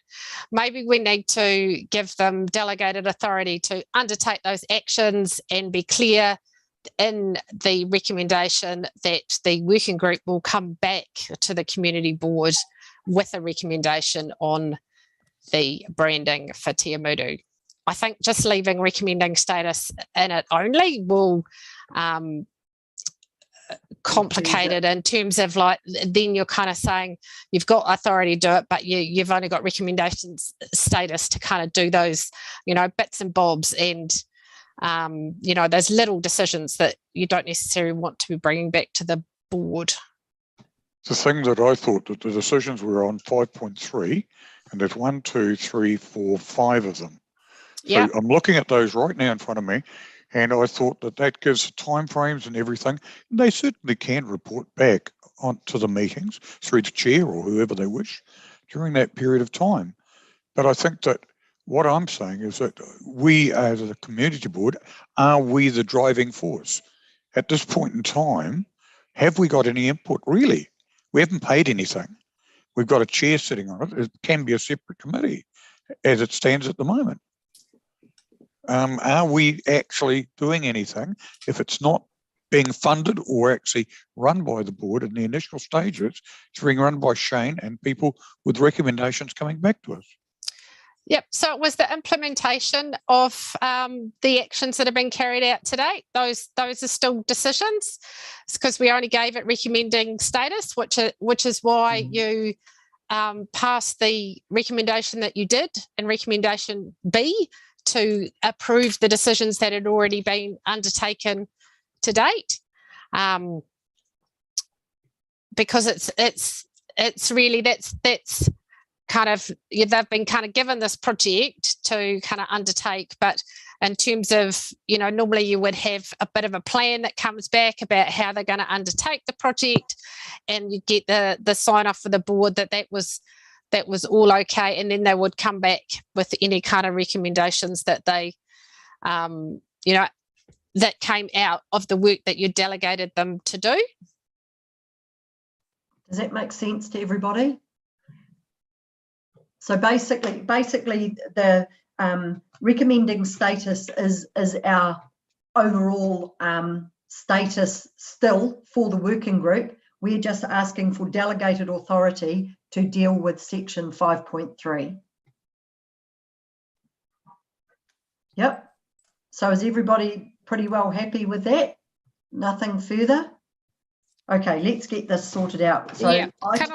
Yep, sorry, through the chair, can I just have a minute just to kind of come up with an appropriate recommendation for you to consider?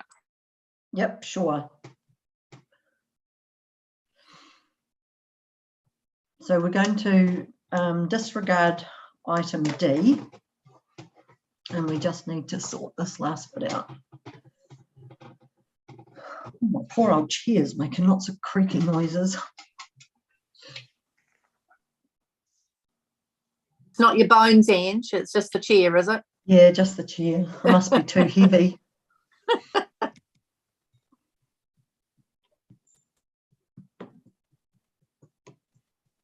And please, if anyone can think of anything we may have missed on that list that you've thought of. Hey, Ange, have you had a look through the earlier work that's been done, that was done in this space, and the documents that were produced? From that survey, are you specifically referring to the stuff that the marketing guy from the university did? Yeah, there was him, and there was some other stuff done by, was it First Retail? Was that them? So the First Retail guy wasn't quite so much in this stuff. It wasn't that more directly this because I went to that meeting in regard to the retailers and trying to get the retailers to do more in the main street. Yeah, maybe it was. What about the work that was done by Susan Trodden? Yep, so yes, I am pretty familiar with that because I was sort of semi-involved a little bit with that, and there were 60 recipients that took part in that, and there was a 35% of those 60, 35% of those people were very anti seeing any sort of change to the whole Rosetown concept. And interestingly, the guy that did it, and I've just forgotten his name for the meantime, he made the comment that if you have anything over 30% of the people that participate in a survey that don't want something to happen, they have the potential to derail any new branding. So one of the comments he made was it's really important to get as many people on board with especially if you're proposing a change. Not that that's what we're doing here at this point in time. We're just trying to find out what people think of Te Awamutu. But yeah, so I'd have to dig out the specifics, but I was at the meeting they had that they presented to the chamber, and he just didn't get a great response, interestingly. It just might be good. It just might be good sort of context kind of information for Shane. That's all. Yeah, absolutely. No, that's where I was going with that. Just because the more information you get in terms of a journey travelled over time, the better you'll. Yeah, and I did have a recent discussion, just sort of as a FYI, with an ex-chamber CEO prior to that, and they had done some stuff there too. So I did think I might see if some of that information can be found. And just for your information, and you don't know this, I had a meeting with Susan Trodden during the week. Oh, so, there you go. Okay. So that was useful, not only for this particular project, but just for the history of the chamber as well. Yep, cool. Excellent. That context is always really important to have. That's all. Absolutely. How's your recommendation going, Joe? Are you on mute? Wait. Sorry, I'd had it typed up, then realised that I had to, because I used the table in 5.3, but then realised that because there's no funding, that we don't need that first one in 5.3, do we? Oh, no, that comes out. Yes, sorry. Yes, you are very right. So then, if I delete that, can you see that? No. Oh, not on mine, I can't. Can you see that now? Yep. Yep. Is that big enough? Yep. Yeah, yep. Big enough. That's good. Yep. So we're going to make this our recommendation. Okay. So sorry, not big enough for me, and I haven't got my I've got my glasses on too. Just a little bit. Oh, you have to listen more carefully then, Jill. Oh, I can up it a bit. I said you'll have to listen super carefully. Yeah, that's better. That's Is that better? That's great. Thank you. All righty. So we're going to retain the recommending status of Who Are We Te Awamutu Working Group, with the exception of the following decisions and actions which the Te Awamutu Community Board delegates to the Who Are We Te Awamutu Working Group. These being continued promotion of the survey, including via social media, Chamber of Commerce website, and the possibility of community radio and local newspaper. Engaging with community groups and street surveys to gather information, selecting a winner for the prize, producing a report which collates the findings of the survey and feedback from other types of community engagement. So are we happy with that? Can we have someone to move that then? Jill? And a seconder? Sorry, I can't see all of you. Thanks, Lou. I'll stop share. Yep. Cool. Thank you. All in favour? Aye. Aye. Against? Carried. Thanks, everyone. I currently have my cat at the window going. So he's making me feel very mean sitting here. It's not a Alrighty. cat burglar, is it? No, it's definitely a cameo cat that's sitting here peering in the window at me. So anywho, moving on. We move to item 10, which is the Treasury report on pages 53 and 55. So I'll just quickly jump in there. Is there anything anyone wanted to bring up, point out, any further discussion? Are we all happy with the rangi o awhia? Where was it gone? There we go. Position and clarity around what they're wanting to do and costs.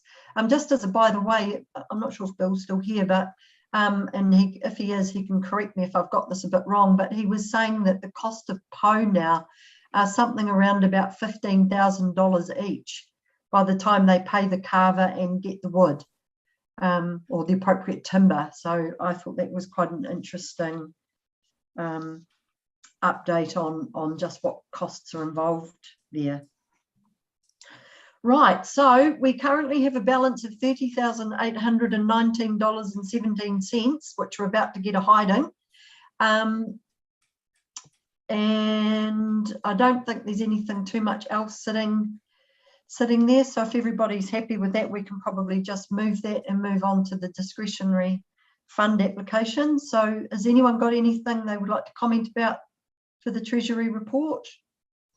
No? Okay, so can I just have someone to move that the Treasury report, Te Awamutu Community Board of Native Milne, financial accountant for the period ended 28th February 2022 be received? Yep. Thanks, Richard. Second up, Jill. All in favour? Aye. Against? Carried. I just wanted to ask one quick question. Kieran, you might know the answer to this. Because it's for the period ended the 28th of February, there's nothing being taken out in March, has there, that will upset the amount that we have for the discretionary fund? No, the only funds that have been taken out are from the project battery, which has already been set aside. So far, there have been 2 lots of batteries being taken by urban miners for recycling from the recycling depot in the Pack and Save. Cool. But that's already in the funding set aside previously. So just while we're on that, very quickly, do you know, you don't know what the second amount was, because they didn't send that through to me. So they picked up, I do, just bear with me, I think it was, I want to say 45 kgs of batteries. Oh, yeah, it was $180. It was $180, I remember that much, so okay, just cool. Bear with me. Just while you're looking, just so everyone knows. 40 kgs, sorry. Sorry, how much? 40 kgs. 40, okay. Just very quickly, while with that, the first lot was 33, thereabouts. So the first lot that I collected was 33 kilos, and now this lot was 40 kilos, and it's predominantly the AA's, C's, D's, those types of batteries. So just as a by the way in there in regard to those, the battery collection. All righty, we will move on to item 11, which are pages, it's going to be pages 62 all the way to page 354. And we have $68,000 $358.72 of applications with 17 applicants that we need to get through. Now, I just had some things I wanted to run past everyone first before we get into the discretionary fund and just sort of talk about the format. I'm not sure if everyone managed to spot my email today, just to give you the heads up of what I wanted to ask tonight, but we need to discuss it in the meeting. So first up, do we want to allocate all of the funding or hold back a little in case we want to support or do something ourselves? So just as an example, there was a discussion that maybe we provide a couple of chairs as part of the streetscape stuff with the urban mobility. It's just a suggestion, you know, like it's just an idea. Or were there one of the things that we've got in our strategic plan that we want to hold some money back for before the end of our term, or are we wanting to allocate the full $30,819 in uncommitted funds? Jill? Bit of a tricky one, but if I total up the ones that I've looked at, my total is only 17,000, so there would be some left over. So for different things, like you say, the seats, but we're just, yeah, that's just my thought anyway, that, you know, hopefully we have got some left over. Yeah. Yep, okay. Susan, did you want to say something in regard to that? Yeah, I was just going to ask as well, touching on the battery thing, is there an expectation that this is going to be an ongoing cost that we're going to have to keep meeting? And if so, if that's like, yeah, I guess we need some clarity around that. In regard to the battery, so we've got $2,500 already allocated. So that will definitely cover till the end of our term. And then the new community board, at the time that runs out, will need to make a new decision. Someone's got their noise. Sorry, I've got children who are getting my lives. That's all good. Okay, sorry, I just was not sure if it was someone else had something on. Yeah, no, it's me. Sorry. No, that's all good. So yeah, so then that will be the decision of the new community board whether they continue it or not. But we've got enough money definitely to carry through based on what we're at the moment. So we're about $300 in for the first two lots. So yeah, so we're sort of averaging 35 kilos a time, I suppose, at the moment. So does that answer that okay? Yep. Thank you. Anyone else got any comments around the amount that we want to allocate, or have your allocation sort of automatically fallen that will leave us with some funding anyway? We're at the end of the year, Madam Chair. I actually put that in my email, that we're at the end of the year. So you're going to get your refund and re-granted again. You get 49,000. So yeah, what you're holding on to, if we hold on to funds for long, we'll find your allocations will be looked at by your councillors. The amount of money you're getting given. If you can't spend it all, they'll use it. And you've got to, you know, I've seen, we've had this situation with funds and other organisations I sit on. So you've got to be a little bit careful that you retain too much and you don't do your discretionary funding. It might be deemed that you don't need that sort of funding. Absolutely. No, good point, Lou. Richard? Yeah, my choices and the amounts this time came down to the community, not so much. Yeah, so the events and things that affect the community more than anything. So I've got, I will have a little bit left. Yeah, there will be, from my point of view, there will be funds left over. Cool. Okay, that's all good. Did we want to cap the amount we give to any one organisation? Because I noticed there's a couple of really big ones.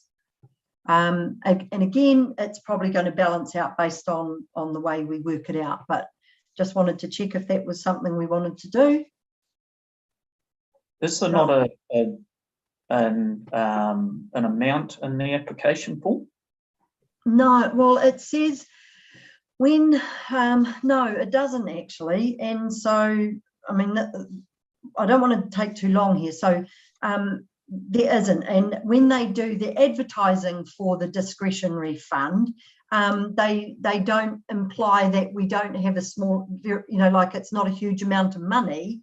And so we're getting these really big grants that there's no way we're going to get anywhere near giving people the amount of money that they're asking for. So it'd be nice that, you know, that there could be and the community board usually gives out around this much money to sort of give people a little bit of an indication, as opposed to implying that if they had something big, we may consider it, because, you know, when we're only getting given 49,000, yeah, we're not going to be giving someone 15 or 20, are we? So it's definitely something that needs addressing in the promotion, and no, it doesn't actually say, but anyway, yeah.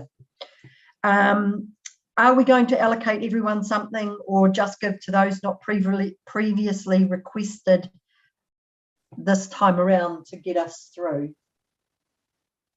I think we just deal on with everything on its merits. Yep, cool. Personally. Yep, no, that's all good.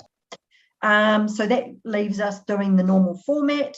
And is there any other comments anyone wanted to make in regard to recommendations prior to us starting how we deal with the discretionary fund? Probably not, because we've pretty good done it before. That's all good. So before we get into the actual applications, Madam, there is just one point that we do need to raise. Our chairperson has declared an interest in four of the applications. Sorry, at that point, when we come across, I guess, the first one, we will need to elect a chairperson to run that part of the meeting. For your information, and I've looked at who has declared and where there's crossover and where there's no crossover. And at the moment, either Richard Hurrell or Jill Taylor will be the ones who are eligible to chair that bit of the meeting, just for preparation. Thanks, Karen. You're a step ahead of me, girl. So I was going to also suggest that when we do that, that we clump those ones together that I can't participate in, just to keep the meeting running a bit quicker and a bit more smoothly. So when we get to the first one, we'll then just bunch the ones that I have a conflict of interest with and do those all together, if that's all right. I just wanted to cover off how we're going to go into public excluded. So before we get into the applications, hang on, what have I got here? So basically the way it's going to run is that we won't discuss any of the financial or confidential part of any of the applications. We will, if we need to, if there's anything that anyone has got where we've got questions in regard to that, we will need to go to a public excluded part of our meeting. So I just wanted to have a quick check. I imagine there will be, but does anyone have any questions in regard to the financial position of any of these organisations that we're deciding on that we will? Richard, yep. Yes, I think I have a couple as well. So can we not get those questions out of the way? Less about questions and more just comments, observations, which have helped me draw my conclusions around whether they should be supported or not. Cool. So we definitely need to go to public excluded. Good as gold. So once we get into the public excluded, we'll discuss all the financial queries for all of the applicants and any matters that may be confidential. So we're not going in and out. Okay. And Madam Chair, just for the public's point of view, when we go into public excluded, the live stream will be stopped and then will be restarted when we come back into the meeting. So it'll probably come up as part 2 on YouTube. Great. Okay. Good as gold. So I'm thinking to make things simple, that seeing as we have got public excluded comments to make, that we do that to start with. So I would like to make a recommend. Oh, I need the recommendation. Sorry, I need to go to the end of the. And we'll get started with this part of the meeting, and then we'll come back and run through each of the organisations. So I'd like to make a recommendation that the public be excluded from the following parts of the proceedings of this meeting. The general subject of the matters to be considered while the public is excluded, the reason for passing this resolution in relation to each matter, and the specific grounds for excluding the public, as specified by section 48(1) of the Local Government Official Information and Meetings Act 1987, legoima are set out below. I assume I don't have to read all of that. This resolution is made in reliance on section 48(1) part A of the Local Government Official Information and Meetings Act 1987 and the particular interest or interests protected by section 6 or section 7 of that act, or section 6, 7 or 9 of the Official Information Act 1982 as the case may, which would be prejudiced by the holding of the whole or relevant part of the proceedings of the meeting in public are as follows. So the interest is from section 7(2)(c) to protect information which is subject to an obligation of confidence where the making available of the information would be likely to prejudice the supply of similar information or information from the same source, where it is in the public interest that such information should continue to be supplied. So can I have someone to move the recommendation that we go public excluded to discuss these financial queries, and then we will come back to the meeting after that. Yep. Richard, seconder. Jill, thank you. Those in